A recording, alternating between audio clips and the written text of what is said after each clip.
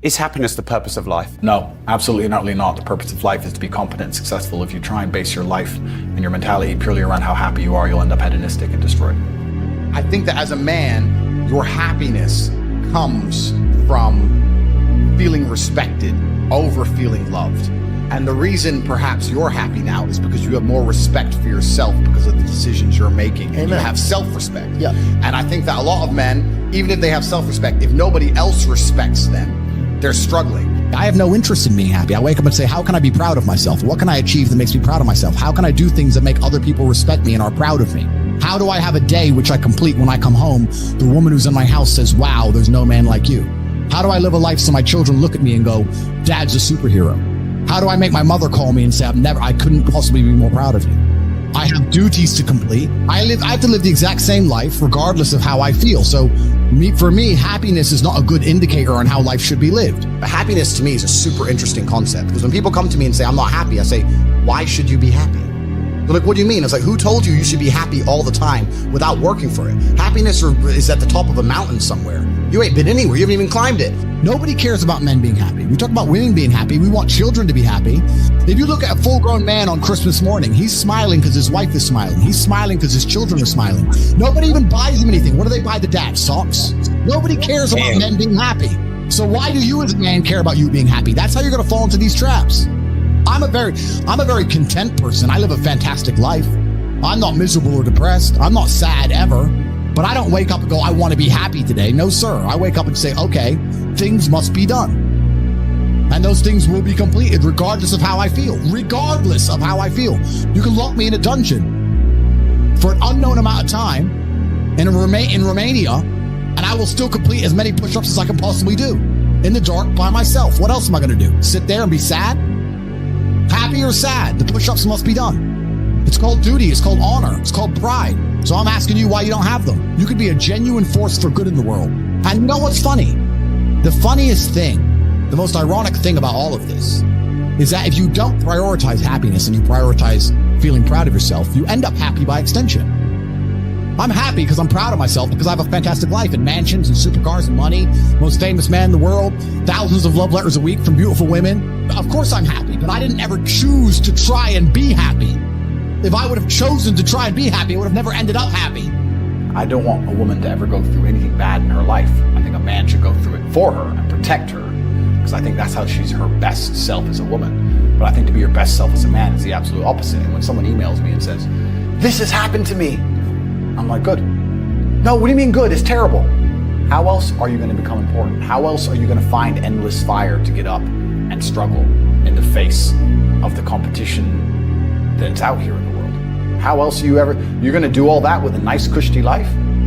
If any man's honest with himself, think about the biggest transformative stages in your life. Think about the times you got the most work done. It was a bad part of your life.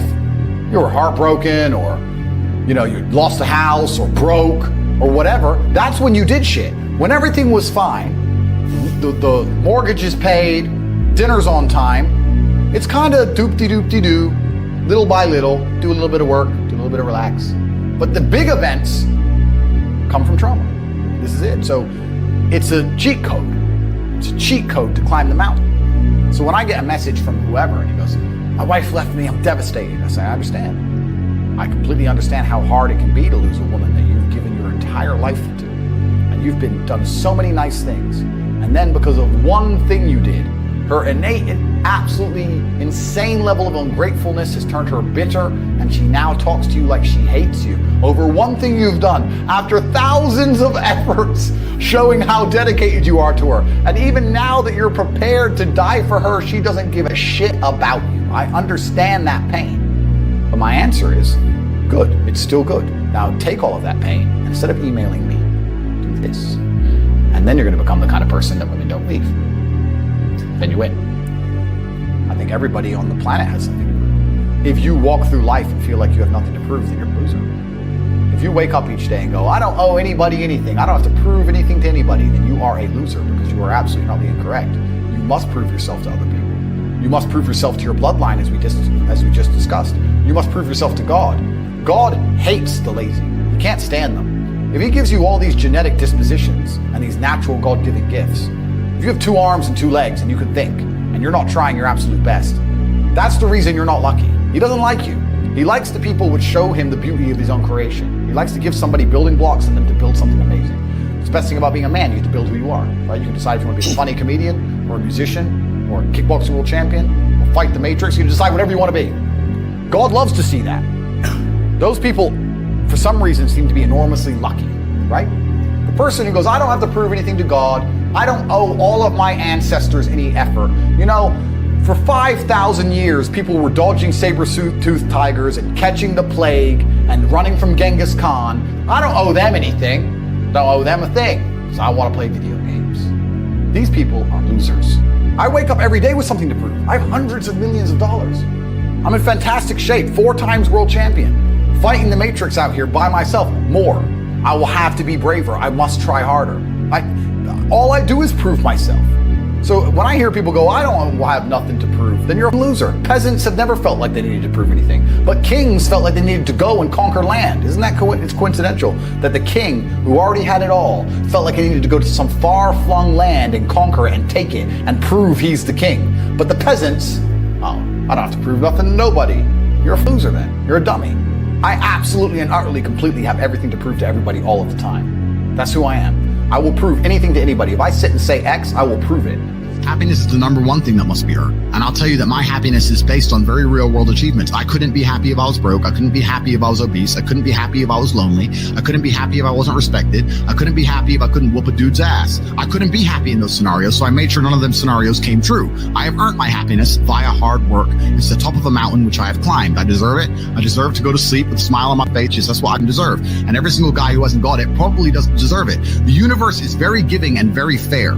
People seem to think that the world is unfair, and those are all the same people who tell themselves they're unlucky. I actually believe the opposite. I believe the universe is a very giving place. I believe God is a very giving being, and that thing, the world, all in all, generally balances out and is pretty fair. If you're the kind of person who deserves a good life and works their ass off and genuinely wants it and tries very hard, guess what you get 99% of the time? A good life. And if you're the kind of person who doesn't really deserve it, slacks 3 days a week, a little bit lazy, snakes his friends, talks behind people's back, blah, blah, blah, guess what? Your life ain't all that good. The universe is pretty fair and pretty balanced. I've yet to meet somebody who gets up every day, does what they're supposed to do, works hard, goes to the gym, then goes to work, does their best, makes their money, looks after it, is sensible, doesn't blow it, etc., who then fails. I've never met anybody who fails when they do all the right things. The universe is a very fair and giving place, all in all. There are very few exceptions to that. So when I see somebody who doesn't have the success they want, especially when I see, let's say, a group of people who don't have the success they want, there's no way you're all exceptions to that rule. You may want something, but you certainly don't deserve it, and that's why you don't have it. You shouldn't wake up and say, how happy am I today? How does that affect how I act? That's not how I operate. I wake up and say, what must be done? What will allow me to be proud of myself? What will allow me to achieve? And those things will be done regardless of how I feel. And that's how the most successful people on earth all operate. The most successful people on earth don't only do things because they feel happy about doing them. If you never make a mark on the world, then you effectively never existed. And when you're gone, nobody will care. And that's very important because you have a duty to your ancestors and you have a duty to God. So you must make a choice. And this is genuine choice for you people at home. Do you want to live in obscurity forever and be invisible and not matter and have an easier life? I would argue that it's not easier because in your heart and in your soul, you're going to feel guilty knowing you could have been something you're not. Or do you want to try your absolute best and struggle and suffer every day of your life, paying the rent for all of the amazing things around you?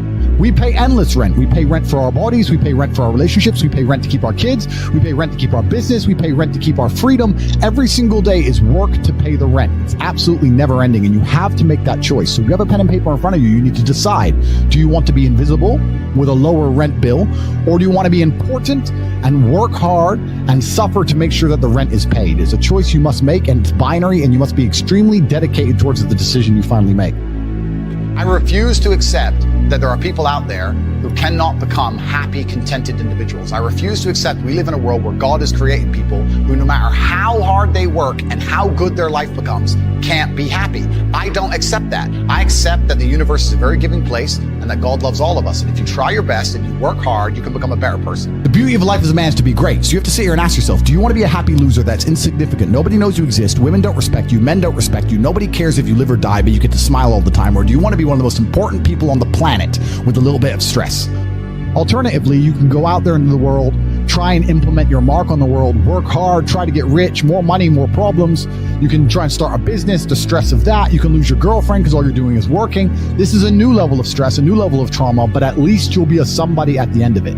As a man, there is no easy life. Your life is not about being easy. Your life is not about being happy. Your life is always going to be difficult. All of the pain you feel, all of the sadness you feel, you're supposed to feel as a man, and you have two effective binary choices.